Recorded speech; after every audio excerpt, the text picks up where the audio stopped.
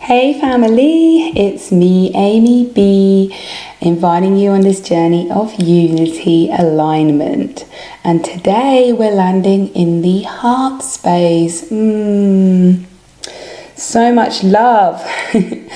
So our heart, known in Sanskrit as anahata, which translates as the sound of one hand clapping, which I thought was pretty beautiful, has a lot of beauty and sentiment attached to it. It's our center for love and feelings. It's where all of our emotions filter through, and it's our major life-giving organ as it pumps blood throughout our entire beings. So we've got a lot of appreciation for our heart, but how often are we showing it? It's interesting that any reaction and emotion comes through our heart. So before we feel it in our minds or our nervous systems, we feel it in our fabric. So you may not notice if you witness somebody else, but the first thing that happens with a stress response is expression. So there might be a bit of a frown. More often than not, it's a little hike in the shoulders. That bristling that occurs. And through that bristling, our heartbeat will irregulate. Do-do-do. And it's like, what is going on here? And if that stress response continues, the heartbeat then takes over and it will send a message via our nervous system to then release back up. We need our old pals, cortisol and adrenaline, which are stress and anxious response hormones, to get ready to fight or flee or curl up into a ball. But it's like, Mayday, Mayday. So this is what the heart is signaling with its irregular beat. So between the expression being detected and then the message reaching the brain, the heart surveys it first, and its reaction with a continuing fluctuation of the beats is what triggers the hormonal release and sends a message to the brain to prepare the rest of the body. So in short, our heart is feeding from our senses and it's reacting before our brain, so we don't always have time to mitigate, which is we're finding ourselves so often in a stressed out nervous system space. Because this response is an adequate response if we are in need of backup from our nervous system and our bodies need to be pumped. But in all honesty, our wiring's not designed to help with our more superficial day-to-day instances of stress, like that argument with Margaret at work. This irregular heartbeat and stress hormones is just going to make you feel worse. You don't have to run for your life from Margaret. You don't. It would be great to be able to be in a more coherent space during these instances. I'm sure you'll agree. This is a reaction going into overdrive, and like I demonstrated with that bristling, what's happening with these continual reactions throughout the day, like how often are you feeling frustrated or hurried or confused or stressed, and you're getting that pain building up in your shoulders, your neck, your chest, or it just gets all locked, all the fabrics of the fascia just end up holding us in this position. And because we're in that position, the heart goes, we're stressed. We're stressed, it feeds this, it feeds this, it feeds this. Sound maybe relatable? Perhaps there's problems with your digestion as we're spending disproportionate amounts of time in our reactive space rather than our restful space, as we touched on in the last chapter of expansion. Even when we're enjoying life, our hearts can be beating faster and our systems can fatigue, meaning that we can't even rest properly. Anxiety is on the rise and the mind is going into overdrive, and there's just this continual pain in the shoulders, neck and middle back. We can also weigh heavily into our attachments through our heart, as we feel that we should be able to control the way things are. And we hold all of this control in this chest area as well, but of course the world isn't under our control. Sometimes we've got to step up and be courageous. And we know what that feels like when our hearts are on the line. They'll sure as hell tell us about it. And we're just pushing ourselves more and more. which is great when it's serving you, but when it's actually giving you more and more stress to feel, we need to get a handle on this, don't you think? Everything that we do to our bodies becomes our bodies. So this irregular heartbeat can really toughen up the fibers, causing scarring and then complexities and heart disease.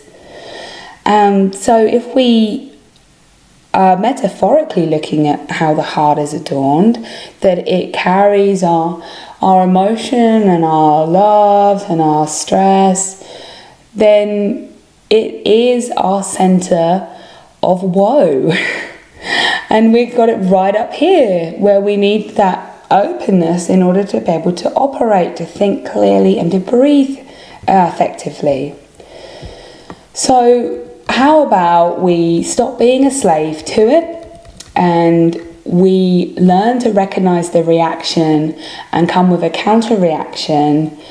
And it's hack for you. It's just gorgeous. I love this. And this is a fact that gratitude is a harmonious way of regulating the heartbeat. Mic drop. Gratitude can cure anxiety and depression. So let's think into that for a second. Gratitude, huh? There's so much to be grateful for, so much, but we don't really spend a lot of time there, for being totally honest. I know I could do with spending more time there, absolutely, where we can just be grateful for our bodies, grateful for our families, our homes, the fact that we have clean running water. But if you send some of that love really into your body, self-love for all that you are, but let's start with the heart. Place your hand on your heart and say to it, "Thank you, heart, for keeping me safe. I'm so grateful for all you do for me. I know that we're a great team and you look after me, so I will look after you." What a sense of reassurance that sends and washes over you, that you are in a safe environment right now.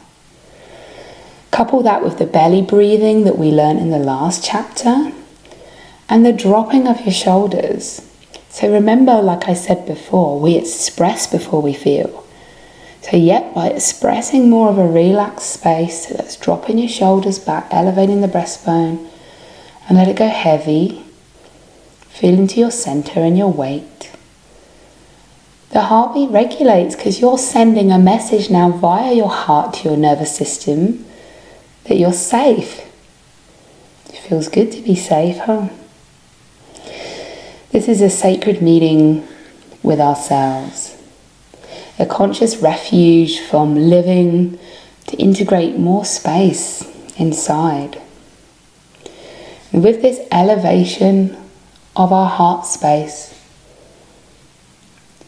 we can take that nice big inhale and slightly longer exhale. We're elevating our heart cavity. You're in nature at any moment. The heart needs to feel that we are in a natural environment. So do make time to look at and appreciate nature. You know, have a plant in your environment if you can't get out too much. And marvel at the world around you. And feel humbled at the space within you. Because this is protecting you. And you are connected there now, elevated. So when we communicate with our heart, instead of either shutting down or buying into the drama, we develop a relationship with our whole bodies, that we are in a safe environment. And then you guessed it, bye-bye stressed shoulders. So there is some coupling with this that we're going to bring into the integration steps at the last video of this chapter, because a lot of the stress response comes during our working on computers. You can see how this is just going to trigger more stress because we're feeding into our fabric, and our bodies understand that we're actually in danger. It also affects the anchor system as we are coming forward. The anchors need to hold our head up here and here. So make sure you keep joining us for the next few days, because tomorrow I'm going to take you on a beautiful mindfulness exercise to help you connect deeper with this essence of self-love and gratitude. And then for your tight shoulders, you absolutely want to join us for our releasing yoga session that I'm going to bring you the following day. Yum, yum, yum. I feel so grateful for each of you for joining us, and I'm so proud of you for being on this journey. I have so much love for you and so much admiration for all that you will be. With love from me, Amy B.